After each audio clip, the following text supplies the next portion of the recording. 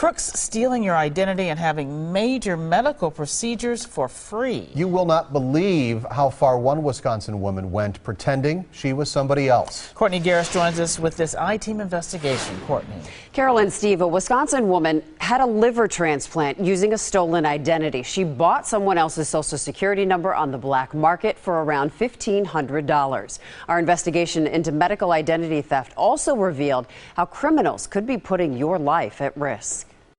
It literally just hit me like a ton of bricks. Just married, Craig Murdoch and his wife were trying to buy their first home together. They told me, well, you've got this bill that has not been paid. The Murdochs were denied a loan because of an outstanding medical bill for a heart procedure Craig never had. It's not me. That's all I could keep saying. That's when this Kenosha man realized he was a victim of medical identity theft. I had no clue at all.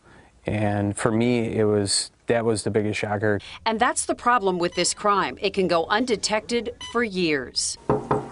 This Monroe, Wisconsin woman assumed someone else's identity and used that to get medical care from 2004 until 2011. Amira Avendano Hernandez was sentenced to 6 months in prison for a federal crime. You had a liver transplant, though.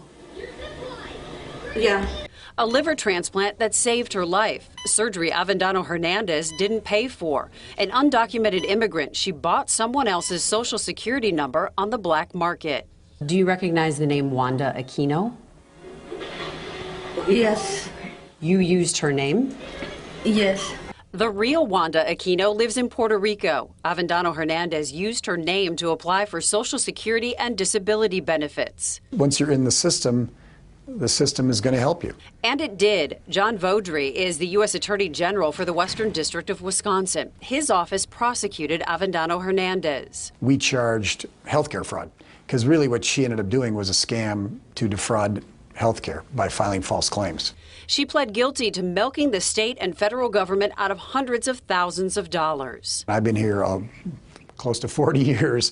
We haven't seen that sort of fraud. The court ordered her to pay back more than $230,000. Whatever they get your ID for is up to their imagination, their criminal imagination. Medical identity theft is a growing crime. The number of patients affected jumped in the last year. According to a new study, more than 2 million Americans have been victims, many of them paying thousands of dollars to resolve the crime against them. I could never go ahead and pin it down where I could get it erased from my credit. So the Murdochs ended up paying the $1,500 creditors said they owed. Craig now has extra safeguards in place to protect his family's identity. Once you go through it and you have somebody take what you feel is your security that you can grow off of, it destroys you.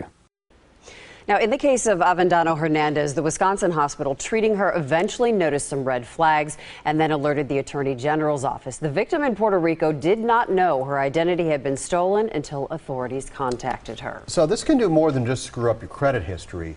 Your medical history can get dragged into this as well. Yeah, this is the part that's really scary. What could happen is many times the criminal's information is now in the real patient's official medical file, and it sometimes takes years to correct. I guess we all have to be vigilant. Yeah. This is unbelievable. We have a ton of information on our website, tmj4.com, on how to protect yourself.